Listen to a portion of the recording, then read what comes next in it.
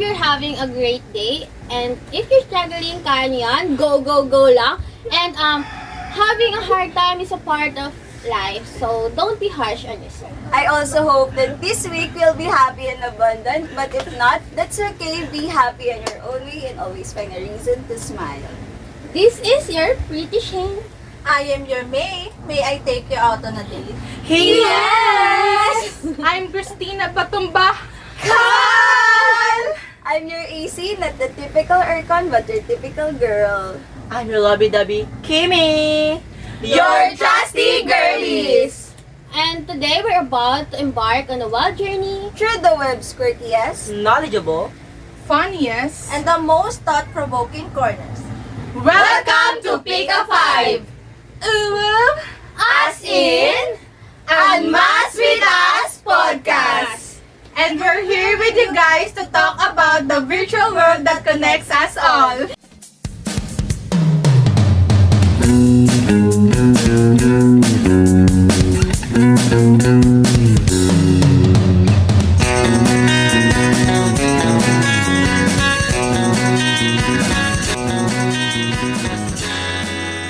Hello mabuhay! Welcome to our podcast everyone. Sir, I would like to ask my fellow co-workers or hosts, kamusta kayo? Co-workers. Wala ka? Ano kami, empleyado mo?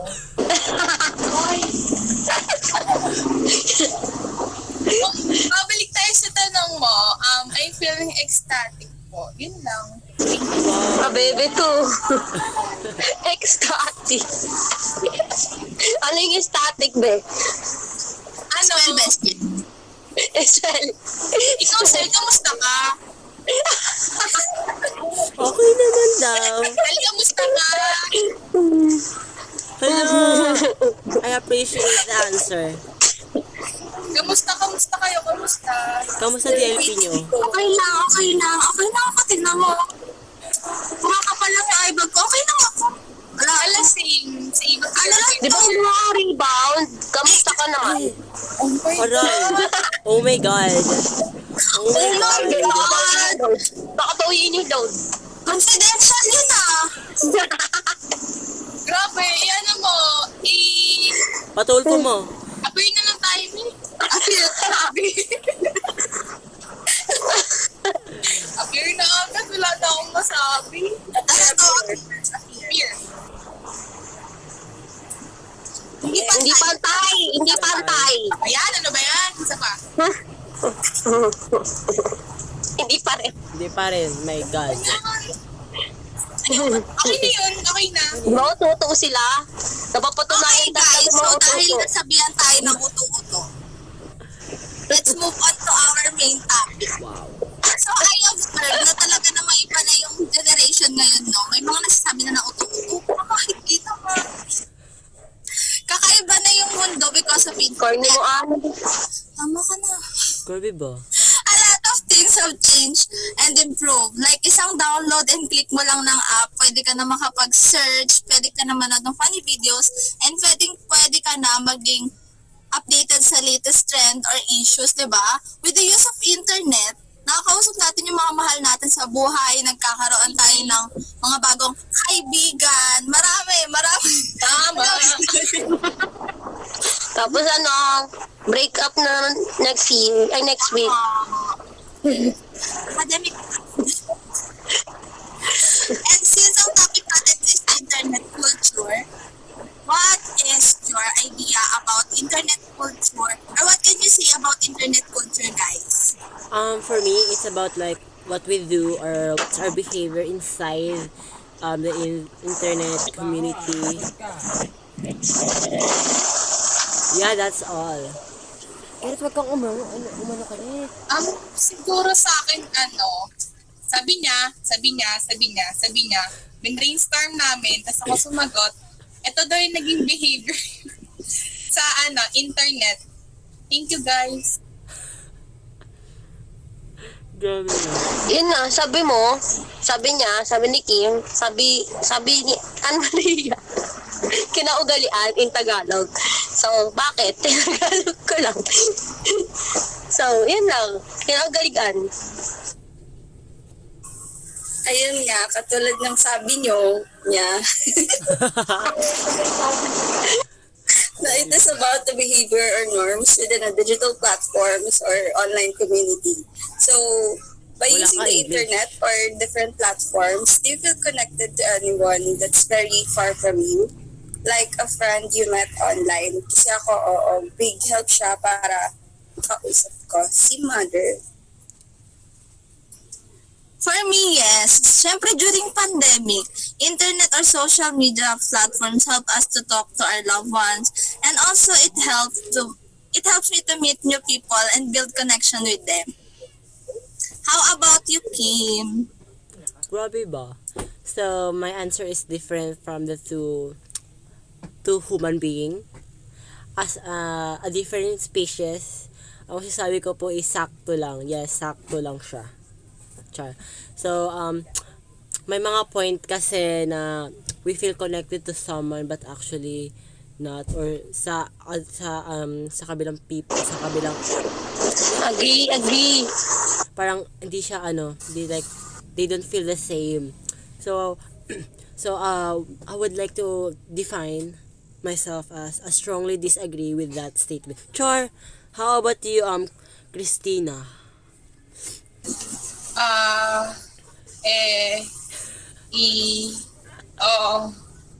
Oo. Siguro, syempre, pulong sa pansin no? Kasi, wait lang, ako muna. Siguro, oo, kasi may experience ako lalo na nung pandemic. Marami akong na-meet na new people and some of them, nagkaroon talaga ako ng deep connection. And kilala niyo naman kung sino yun. Sana lang magkilabas to ni ma'am. 50-50, I guess. I do feel connected, but at the same time, no. May mga times kasi na we thought na we're connected. Katulad ng sabi ni Kim, na there's fake people around us, especially sa social media. Hindi natin maiwasan na may masabi sila sa other friends nila about sa atin na sometimes hindi nila nagugustuhan, which we call fake people. They might make you feel na you're connected with them, but they will show us something different when we turn our backs. Huy, nag-open up! pero I feel connected when I feel the people. The person is true to me. Like, genuine talaga sila. Like si Maria, si Ana, yan, around my people, charing. And nag-flex yarn. Hindi kami bilong na Hazel. Hindi kami bilong na Hazel. Thank you. Hindi kami bilong. Yeah. Genuine talaga sila. Comfortable ka makipag-usap. Walang issue kasi you both can keep secret naman minsan sa mga nagaran. So sinasabi mo na hindi kami nakapagkataguan ng ko. secret. Sa kanila, at umabot pa kami sa hours for dahil sa yung usapan namin. Minsan hindi na nga ako tumatayo sa upuan ko para lang makipag-usap. Kung baka yun yung interesting, kumbaga kapag interesting yung topic, hahaba talaga yung usapan nyo. Like, si Maria, yung nag-sandy siya, be. Yan.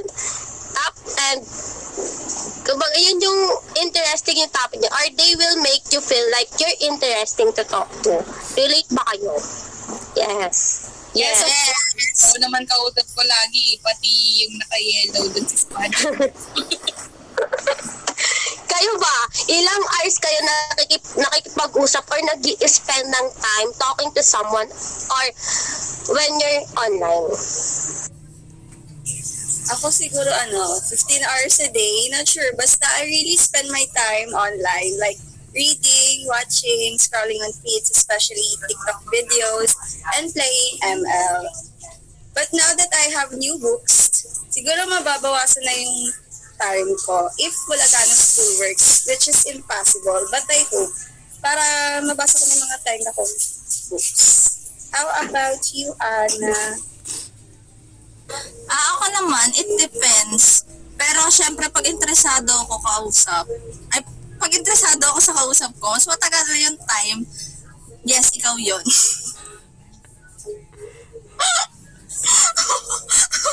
Mas matagal yung Nagiging manok si Ano. Mas matagal yung time na nilalaan ko just to talk to them. But actually, I don't spend too much time. Lalo na kung tuloy-tuloy kasi hindi ko kaya yun. Ikaw ba, Kim? What is your opinion? Ang bait niya, like, so parang bait yung dalawa ni Tabulaw. So for me naman is like hindi ko masasabi kung ilang hours. Yes, hindi siya hours. Hindi lang siya hours. Hours. Marami hours. Arses? Hours. Arses. Yeah, arses. Char. So, super tagal. May walang ganung word. Wala ko Ang ina mo. ganun. Sad. Hayop meron. Hala. Tay. So, for me is like, sa ano ako is like, sobrang tagal talaga. Kasi nga, most of the time, as a student, most of the time, nakafocus talaga tayo through internet. Kasi nga, a lot of our answers or resources is nasa internet na talaga. Like, we can also talk to our fellow friends and all. Like, lahat talaga nasa internet na. Endless na yung masasabi ko sa spending time. Like, yeah. How about you, Christina? Siyempre, gaya ko. Edi same. Minsan, di ko na napapansin na sa isang upuan, nagagamit ko yung phone ko, 7 to 10 hours. Das, syempre sa 7 to 10 hours na yan, ang dami kong app na nagagamit. So kayo, anong kadalasan na platform na ginagamit nyo or top 5 na apps na ginagamit nyo sa pang-araw-araw? Ako yung pinaka-list ko yung Twitter kasi hindi naman ako pala update sa buhay ko. It's kasi 'di ba, it's better to keep your life private than to update people what's happening in your life, right? Parang kayo, jowa lang. Sorry. So pang-apat ko naman is yung Telegram. Kapag may ano lang ako dyan something important na okay, magpapasend ako ng pictures dyan ako dyan magsisend. So kaya useful rin talaga siya minsan. So third naman is yung Wattpad, something that I could use for libangan. Katulad ni Aisel, relate sa akin yan. Laging nagbabasa yan. Katulad dun sa nung bakasyon, lagi kami nagbabasa ng puro kami basa lang. Kaya yung friends ko nung bakasyon, ginughost ko talaga sila just for reading something na ganon, basta mag-read lang. So, second naman, FB. But I mostly use is FB Lite. Pero mas madali gamitin lastly Messenger and Twitter. You know na the deal na about yan. Ay! Messenger, Instagram pala. So, yun. So ako naman simple lang, FB, IG, Messenger, TikTok, and Wattpad. Ako naman, ang first and second ko is Facebook and Messenger. We all use these platforms to communicate with other people. Alam naman natin yan. And third is TikTok for entertainment, since ang dami nang gumagamit niyan. And fourth is Moon Diary. Ito ako nagrarant kasi hindi ako makwento or mahilig mag-share when it comes to my problem. And last but not the least is yung Moon Reader. Which is ito yung app Hindi yun familiar. to download and read poetry or motivational books. Since mahilig ako sa motivational quotes, kaya madalas itong ginagamit. Lalo na kapag sobrang nakakapagod yung araw ko. Kasi effective siya for me. Mas nakakagaan siya ng pakiramdam. Ikaw ba, Ki? Paano gaan ang pakiramdam? What's Moon Reader? I don't know that app. Doon siya naglalabas ng sama ng loob niya. reader, ano siya, for books. Moon Diary yun, di ba? Moon Reader sabi. Let's proceed to the next. So, mine is, ang top 5 ko na platform that na most na ginagamit ko is Messenger, Facebook Lite, Facebook, Instagram, and mga lovey-dovey dating apps. Char. So, I won't say, na, di ko sasabihin kung what kind of dating app siya. Explain ko lang why FB Lite, why Messenger, why Instagram. It's because ito yung mga platforms na pang connect or to communicate with my friends, family, relatives, and all na malayo, or to keep updated to their life. Kung mag-update man sila sa mga platforms na yun. And sa dating apps naman, alam nyo na yun, malaki na kayo. 31 na kayo lahat. So, speaking of dating app, have you tried online dating? What was your experience? Like, kamusta ang buong process na yun? Wow, nag-sad reaction si Cristel. Cause my experience is very fun. Hoy, di na lang mag-talk. Charot, OA. Oo naman, nakatry na ako ng online dating app. Alam ni Crystal pati ano yan. Oo, Day!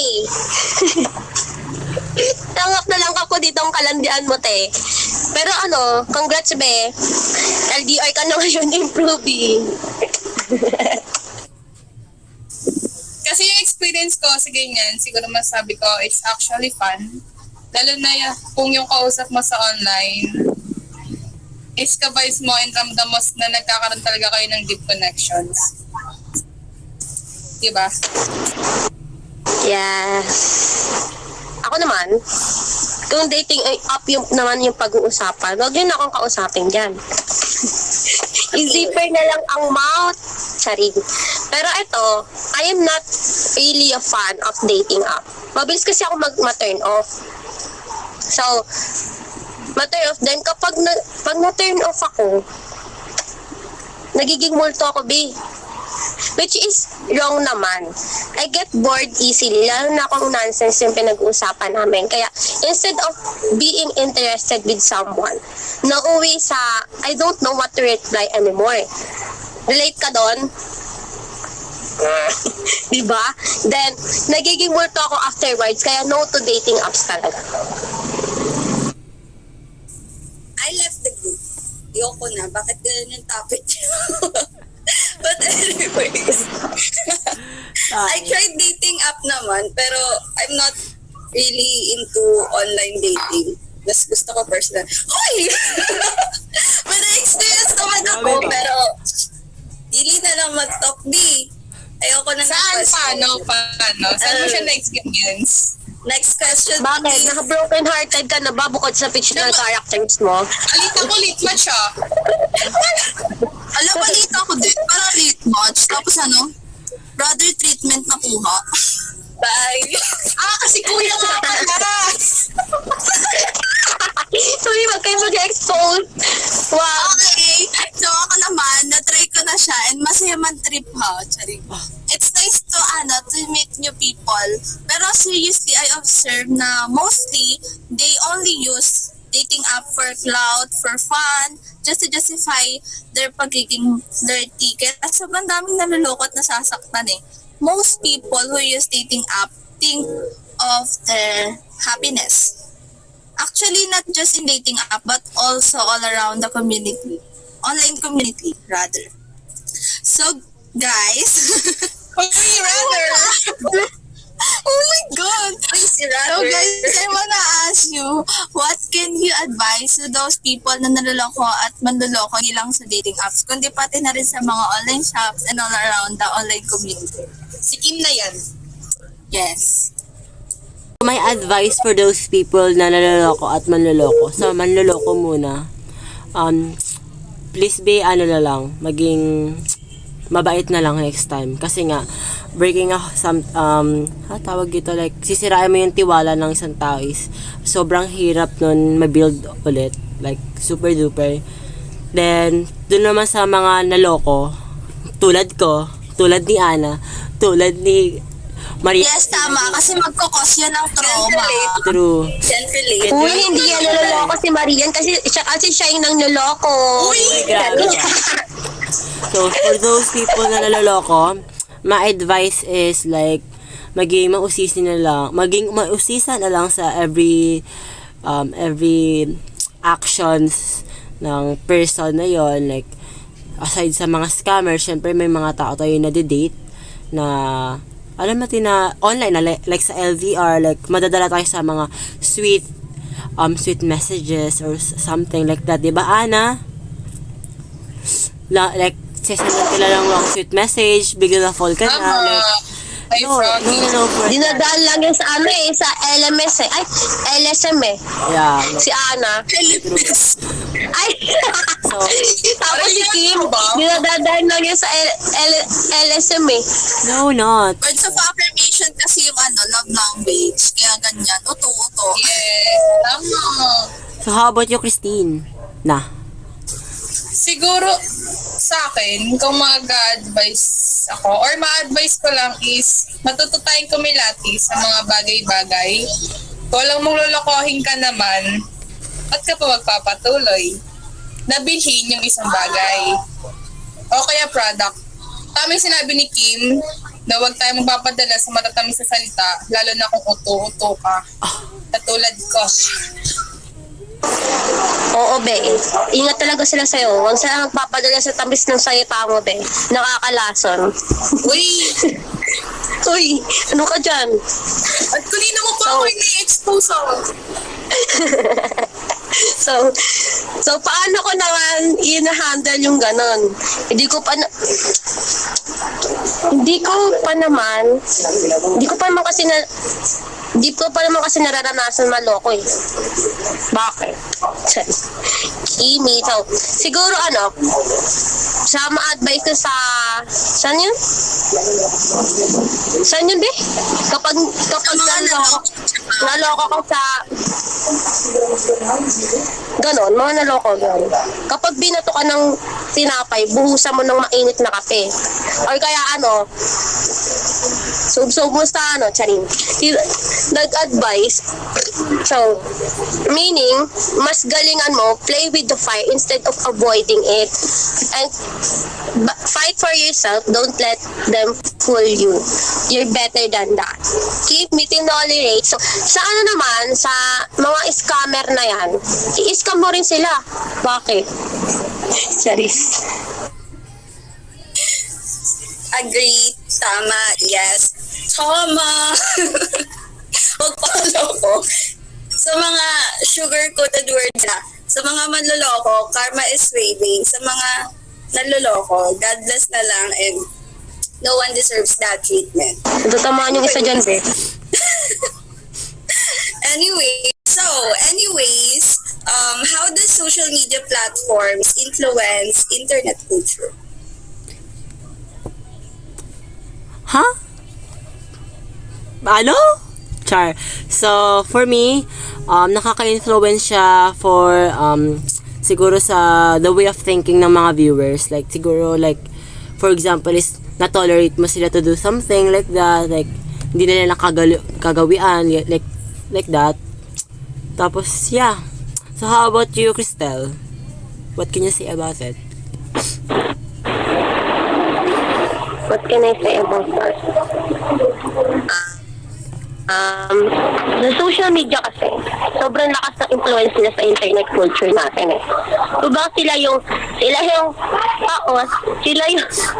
Kumbaga sila yung nagpapatakbo ng mga trends, nagpaparami ng mga posts, nakikialam sa global chikahan. Nagpapalit din sila ng trip natin online at kung paano tayo mag-converse, mag-absorb ng balita or makakatulong rin para sa mapadali ang buhay natin kung paano express yung sarili natin, di ba? Di ba nga minsan dito pa tayo nagpo-post ng kanemerot natin sa buhay at mas nagiging malaya tayong maging open sa iba at sa sarili natin. Na-influensyahan tayo nito not only mentally but also physically. Minsan nga dito pa natin hinuhugot yung confidence natin na mayroon tayo, di ba? May times na mas may alam pa yung social media sa nararamdaman natin at nakakagaan sa loob na kapag nakakita tayo ng motivational quote sa FB, especially sa TikTok post, sa mga videos sila, di ba? Minsan nire-repost pa natin yun kasi relate tayo eh. So they influence us and it helps a lot to our mental health. So, kayo, di ba, madalas or minsan, nagpo-post kayo sa social media. Nakaka-boost rin siya ng confidence, right? Especially if maraming nakakapansin sa post nyo or nagre-react, even giving you compliments. Nakakadagdag ng kumpiyansa kahit sa maliit na bagay. Na bagay lang kasi ganun ako, mas lalo ako nagiging confident about myself. And sometimes, SOCMEDs also can be your shoulder to cry on when no one can. Especially kapag busy yung mga friends natin sa life nila and may sarili silang problem. Sa social media tayo nalapit, nagpo-post tayo, di ba? So, no one cares. Kahit wala namang pakialam yung friends natin sa Facebook, just to ease our minds and gumaan lang yung pakiramdam natin. Kayo, how do you handle posting on your feeds, stories and tweets? Does it bothers you or katulad din kayo sa akin? Okay. Ako I handle my socials by posting, lalo na sa IG. Alam niyo yan, IG girl yarn. Nagpo-post ako kasi gusto ko i-treasure yung mga moments ko with, sino ba kayo? With my friends, kaya yung mga highlights ko, puro mukha nila. How about you, Anami? Sorry, I'm a private person.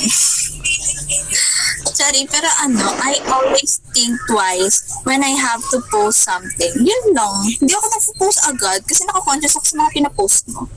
So, ikaw, Kim. Kasi sa dom siya Wow. So when it comes to posting naman on social media platforms, ginagawa ko is like, in-limit ko yung mga post ko kasi alam ko naman yung ibang tao is walang pakialam sa pinapost ko. Yeah.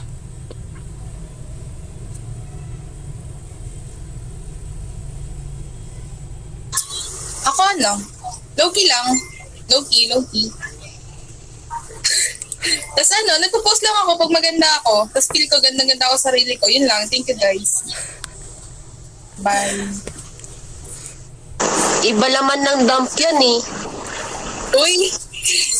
At kanina ka pa, no? Ito, so, di ba some people like posting on social media, katulad ng sabi ni Cristel, nakaka-add ng confidence yun, di ba? Pero hindi pa rin may iwasan na mabash or may masabing negative ang mga tao sa'yo that may cause huge issue and can affect us sometimes. May nakikita pa ako sa social media na cancel. Do you guys have any idea about cancel culture na sinasabi nila? And how does it affect our online personalities? For me, cancel culture. Ito dito papasok yung sinasabi nilang think before you click. Di ba familiar kayo doon? Kung may wild animals in real life, syempre meron din sa online yan. Dito yun mga kaya we need to be careful when we're posting something na sa SOCMED. Kung ayaw natin maging viral sa social media at ma-cancel. Yung mga tao kasi sabihin sa issue and away at chismis. Best example dyan si Tony Fowler. Nadamay. So, yung mga tao, yung mabibilis pa naman mga kamay ng mga tao ngayon.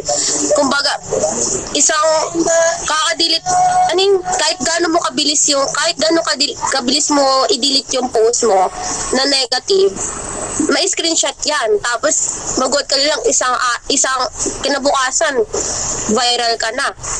Gusto ka na nang i-cancel ng buong Pilipinas. Possible pa na umabot sa ibang bansa, di ba? Yan, so, kaya be careful, guys, and i-adapt natin sa sarili natin na wala dapat tayong pagkatiwalaan sa online. Dahil anyone can let you down. I think cancel culture refers to the situation where individuals are publicly called out or criticized. And if it affects the online personality such as influencers or bloggers and others, since they are exposed publicly, so that they have to be mindful of their actions and words to avoid facing the negative consequence of cancel culture.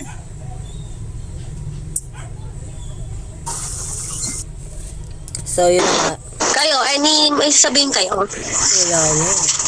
So, Wala ka, hindi ba? parang nasabi nyo na eh.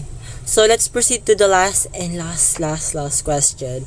So, give an example or siguro yung mga memories na memes na hindi nyo makakalimutan. Mine was, yung tanga-tanga yung pusa. Kasi nga, tumalon siya sa tank, fish tank, without that cat. May water pala. How about you, Christina? Ako, actually kasi siya kalat-kalat. Pero kasi ang dami. Sinay-say ko. Wait lang, ini mo muna ako sino yung Subukan mo, te! Ini, mini, mini. So, I chose you, Cristel. Ito po, Okay, subukan mo! Loko. Ito pa, wait, di pa ko tapos. Dalawa siya actually. Okay, next. Visit ka, te.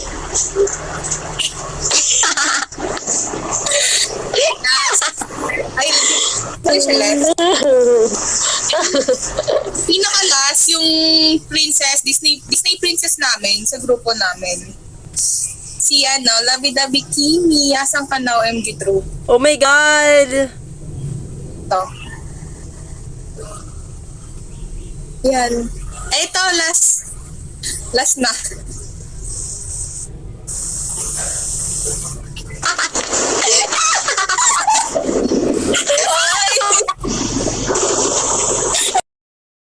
Ipakita mo nga yun, Sel. Ipakita mo nga yun, Sel. Saan ulit?